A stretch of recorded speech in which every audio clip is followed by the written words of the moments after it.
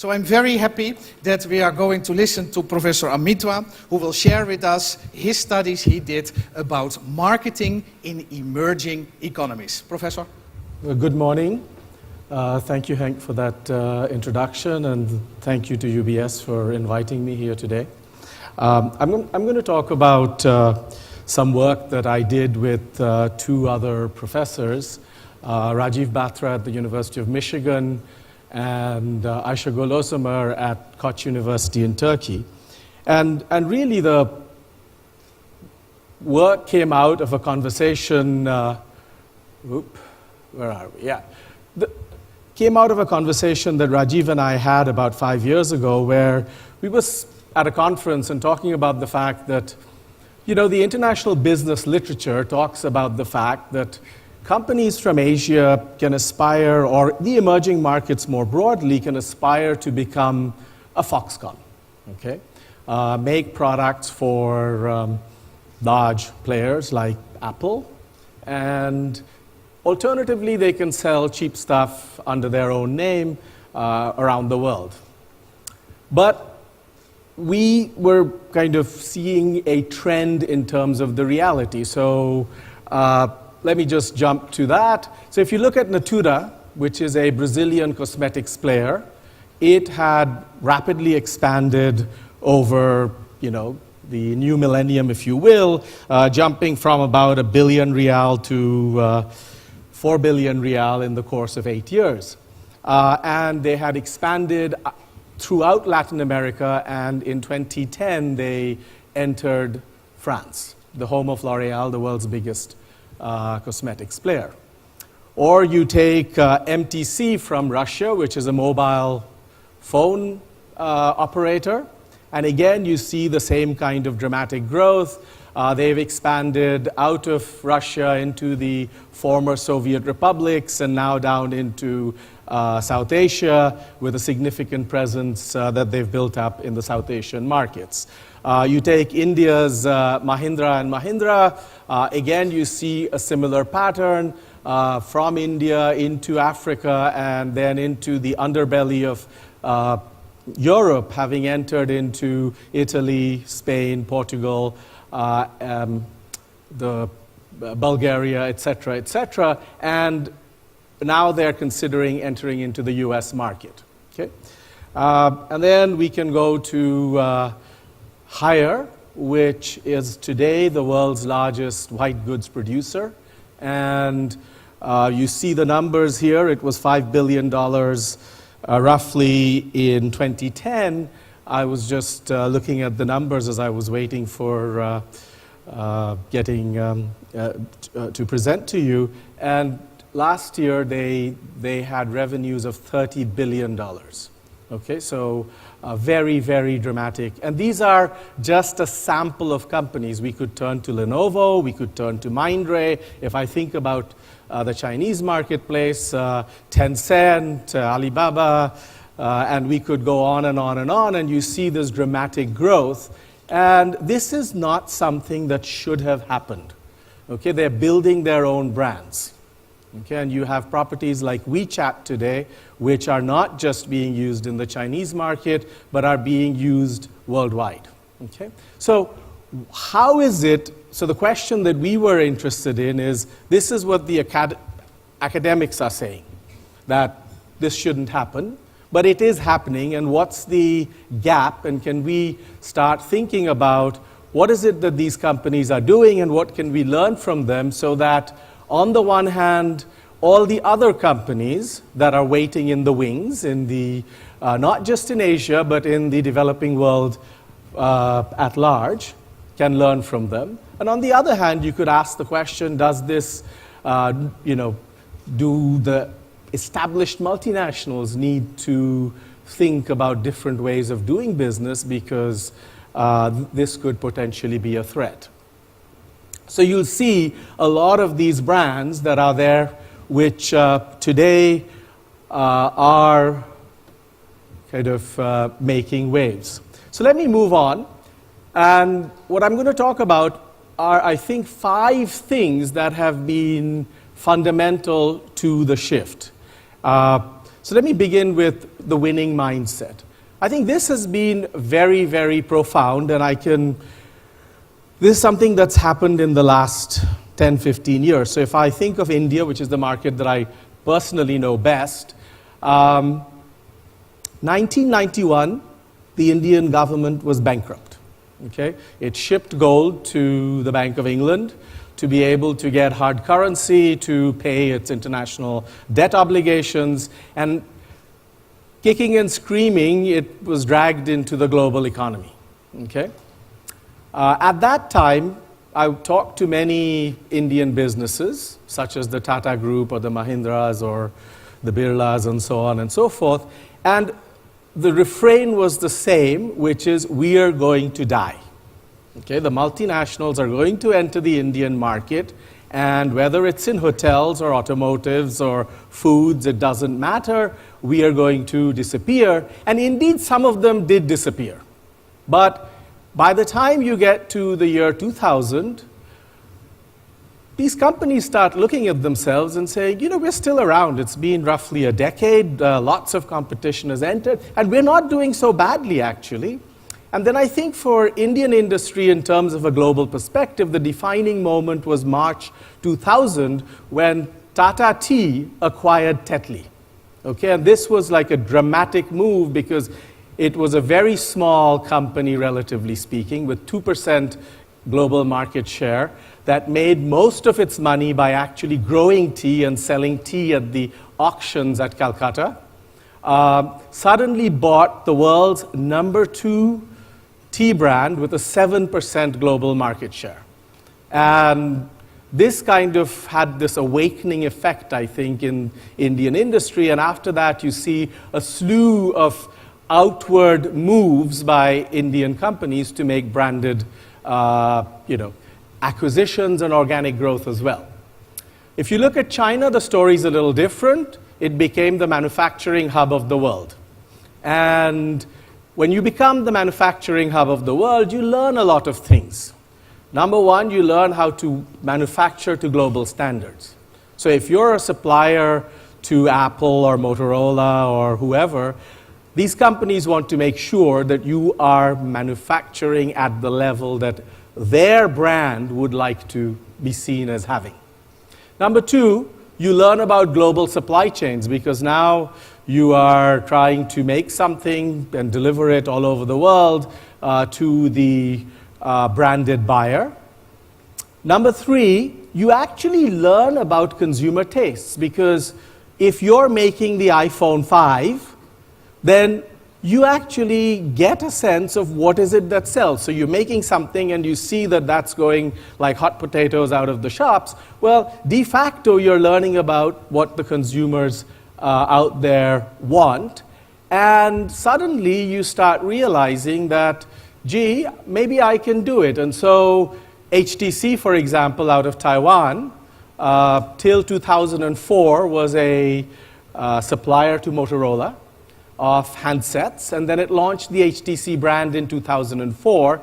And today, in 2014, it's kind of a little stuttering a little. But between 2004 and 2012, it had a dramatic growth, becoming at one point in the last quarter of 2011 the largest selling smartphone in the US market.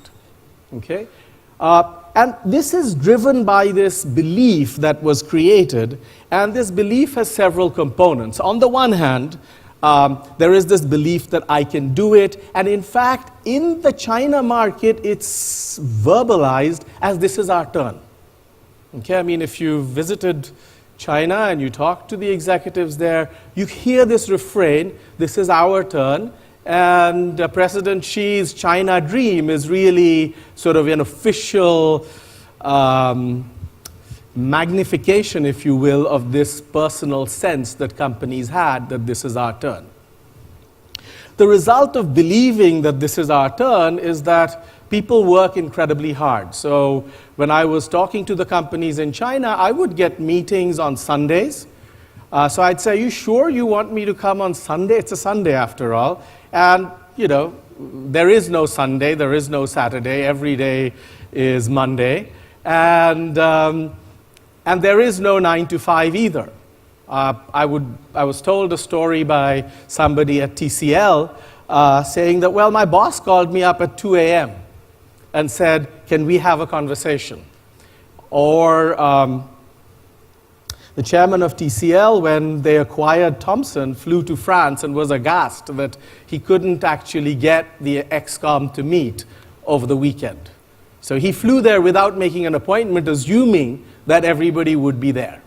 So there is this huge difference in terms of the work ethic. And people work for less. So you're working harder, you're working for less. And the third thing is that you're willing to go anywhere. So if you are with a developed world company and you're told, okay, your posting is going to be Nigeria, this doesn't happen. Okay, I mean, the top people would simply resist and say, you know what, you want me to go to Nigeria, I'll look for another job.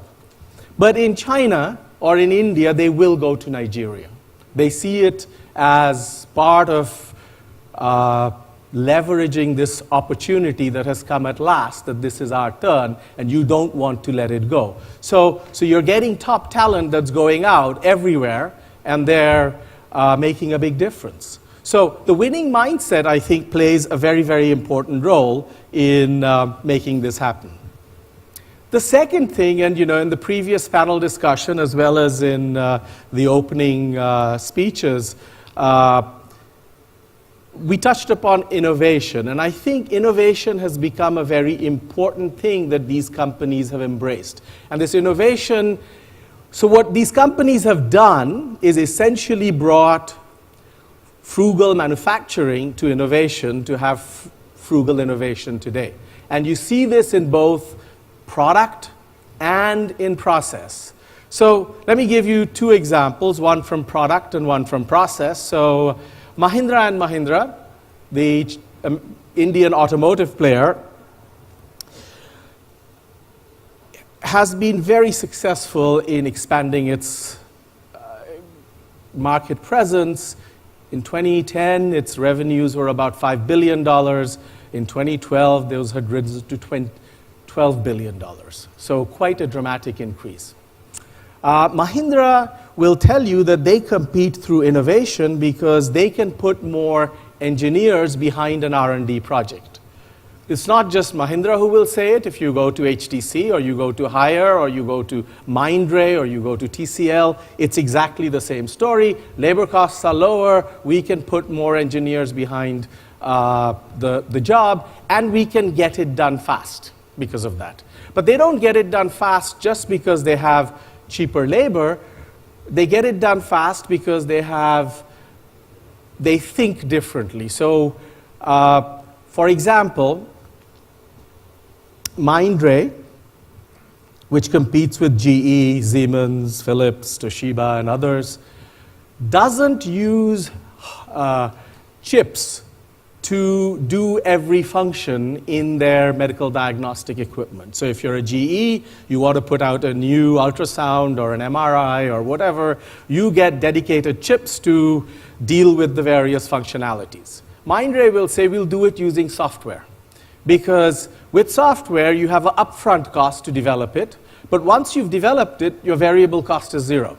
So I can sell thousands of machines without incurring the cost. Secondly, I can do it much faster, because if I have to get a dedicated chip, I need to work with suppliers to develop the chip and test it and blah-de-la-de-la, which takes a long time to bring the product to market.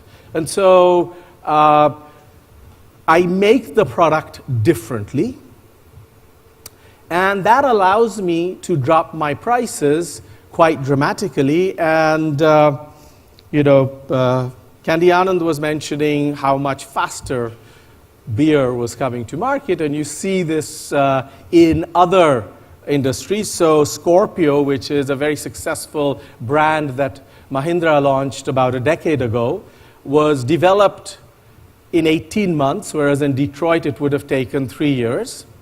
And it was done for $120 million, whereas it would have been at least 8 to 10 times more expensive had it been done in Detroit. So faster, cheaper, okay? But I think the really interesting story is in process innovation. And to me, the most stunning example is BYD of China. So BYD started in 1995 making nickel-cadmium batteries. And Mr. Wang, the chairman of and founder of BYD, decided quite early on to get into lithium-ion batteries, except there was one problem. BYD had a paid-up capital of $250,000, and at that time, to manufacture lithium-ion batteries, you needed something called a clean room, and the clean room itself would cost between $5 and $10 million. So it's a bit challenging if you have a capital base of $250,000 to get into this space. Undaunted, BYD innovated, and they created the clean box. Now, this changed forever how lithium-ion batteries get made, because if you use a clean room, not only is it a huge upfront fixed investment, which now I'm turning into a variable cost because I can make lots of these boxes which I can scale up as I need it. But more importantly, in a clean room, because of the sterile environment, there is a startup time. So when the labor shows up at the factory, they need to suit up in something akin to a spacesuit to be able to work inside the clean room. So you have some of your shift time goes getting dressed. Secondly, because the environment is so hostile inside, you can't work 8 hours, so your shift is shorter. The net result is that the productivity of a clean room is quite low, but by converting it into a clean box where you can work from the outside with the sterile environment inside, you've now got 8-hour shifts, scalable, flexible way of doing business. Net result is today BYD is the world's #1 player in batteries, and it owns about 25% of the cell phone battery market. Okay, so there's at least 50 people in this room who are carrying BYD batteries. And importantly, this has not come at the cost of quality, because while batteries made by other manufacturers have exploded, not a single BYD battery so far at least has exploded. And the explosion happens because in that clean environment, if dust particles get into the lithium-ion battery, that's what makes it unstable. So the clean box innovation in no way compromises the ability to have a sterile environment in which to make the batteries. So product innovation, process innovation. The third thing, is that these companies are highly focused, okay? And what do I mean by focused? Well, first of all, they target narrow segments. So if you take India's Wipro, which is a IT services supplier, amongst other things, it says our target audience is the Fortune 1000 CXOs.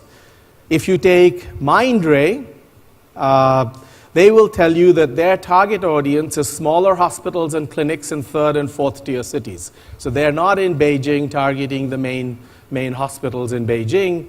They're not in Istanbul targeting the main hospitals in Istanbul, but in 2nd and 3rd tier cities where they're building up their business presence. If you take China's Chigo, it says, well, we don't worry about the end consumer. We're really going to focus on the intermediaries. This idea of focus is also extended into categories. So, for example, Mahindra Tractors, which is another division of Mahindra & Mahindra, focuses narrowly on sub-100 horsepower tractors, which makes them today the world's #1 tractor maker, period. Okay?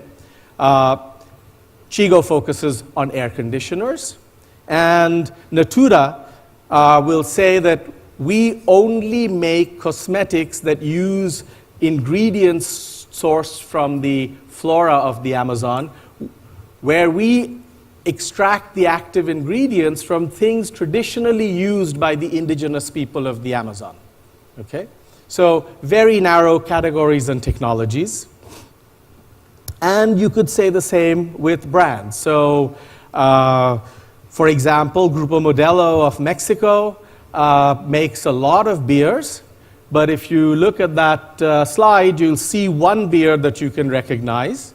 It's in the middle of the pack. It's Corona Extra. Corona Extra is the only beer that they have tried to aggressively build worldwide. And today it is the #1 selling imported beer in the United States, having overtaken Heineken. Okay? So that's a hell of an achievement. So focus is important, and the reason focus is important is because we started out by saying these companies are smaller and therefore can't compete as aggressively against the developed world multinationals. But if you focus, then you can. And so, when I talk to Wipro, and I'll use their example because it's a very simple and makes the point very clearly. The CMO of Wipro said, look, you have to understand that our revenues are the size of IBM's marketing budget. Okay? So we have to really make our money go farther than IBM. IBM can perhaps afford to be a little sloppy because it's so gigantic. We can't. And the way we get our brand into the heads of the right people is by focus. So once we say that our target audience is the Fortune 1000 CXOs, then I say, well, where can I reach them, given the limited dollars? Lighted panels in airports, because CXOs travel a lot. So if you think about your lives, you spend a lot of it on the road, and they say, well, Wipro says their big markets are the US, UK, and Japan.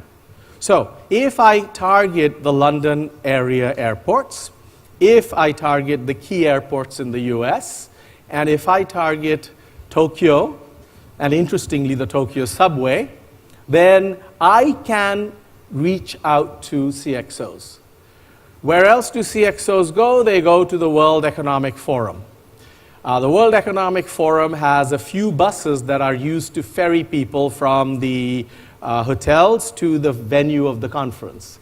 They buy out the rights to advertise on those buses. They wrap the buses in Wipro advertising, and the net result is that they're able to, again, target the people that they want to, and this helps them build their brand.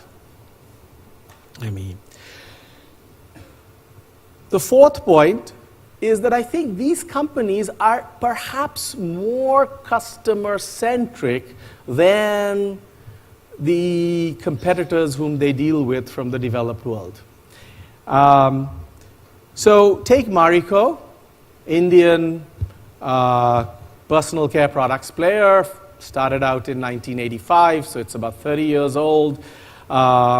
It has expanded out of India westwards and is now sort of North Africa, Middle East. That's the kind of geography that they're in.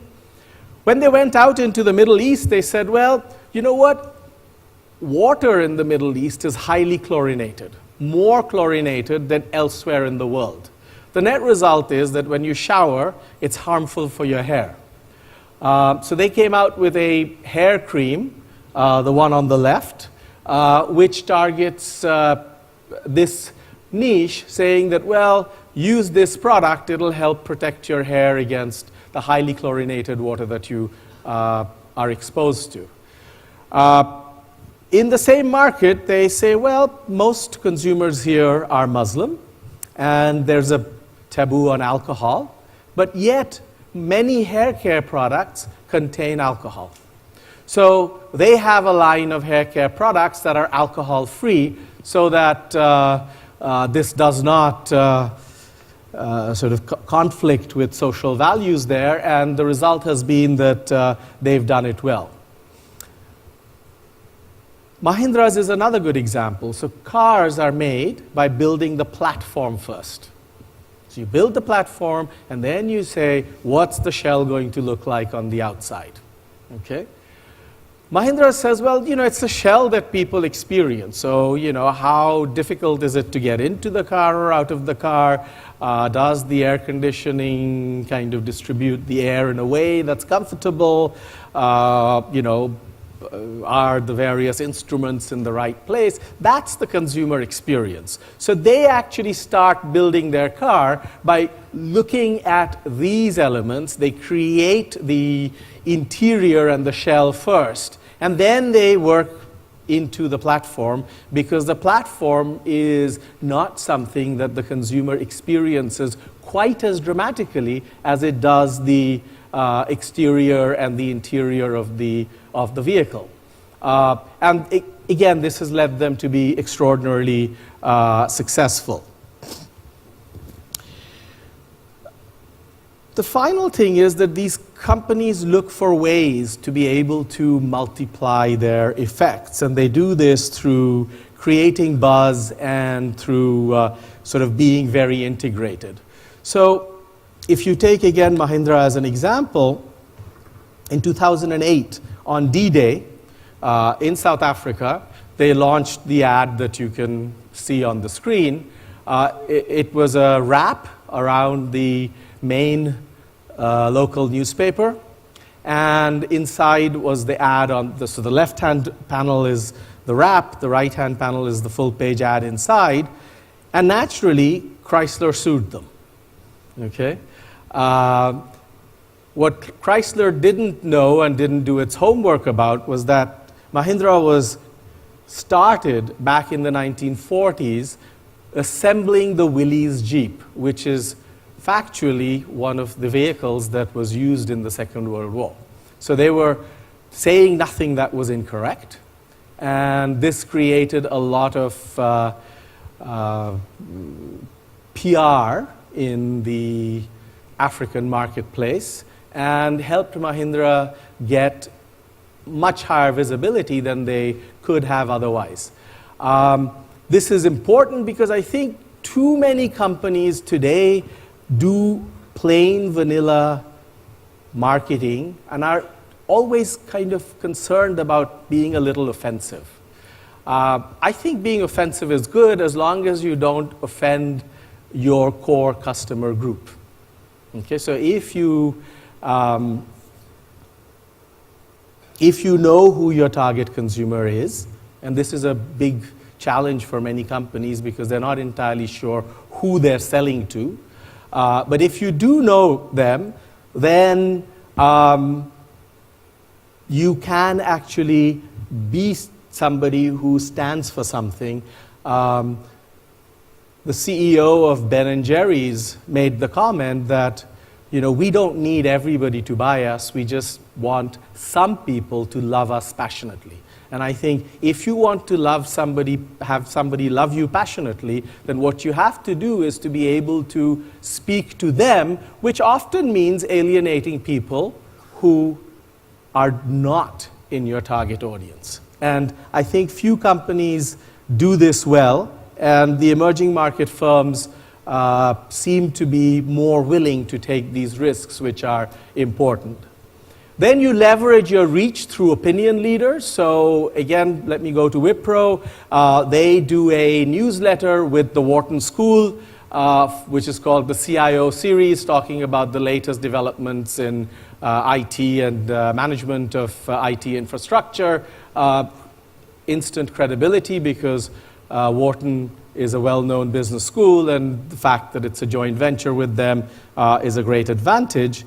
And their goal is really to think carefully and have an integrated series of steps to drive yourself up, if you will, this branding ladder, going from being a trademark, which I would say is that you're a name that people are aware of, to a name for which you're willing to line up. So, if you think about the fact that people line up for days to get the next Apple product, it's got to be love, right? And so there is this transition from being just a name to becoming a loved brand.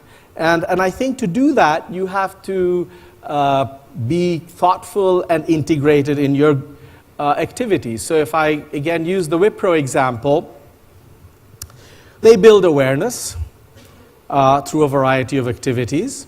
Once they've done that, they say we need to get to the next level, which is credibility. How do I build credibility? I do that by the CIO series or writing case studies with academic institutions, which get taught in MBA and executive education classrooms, which then showcases my company and its capabilities.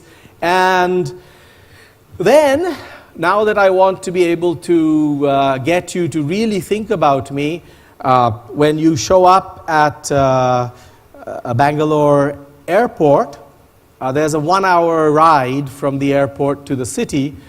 They hand out through the limousine services that ferry senior executives a little bag with a box inside it. And this magic box, as they call it, requires, basically it says if you can open this, you'll get a gift. And it's a little box about yay big, and it takes a bit of time. It occupies you while you have nothing better to do getting to the city. And of course, once you succeed in opening it, you're given a URL where you just go register and the gift is mailed to you. But it also enables Wipro to capture your information, right?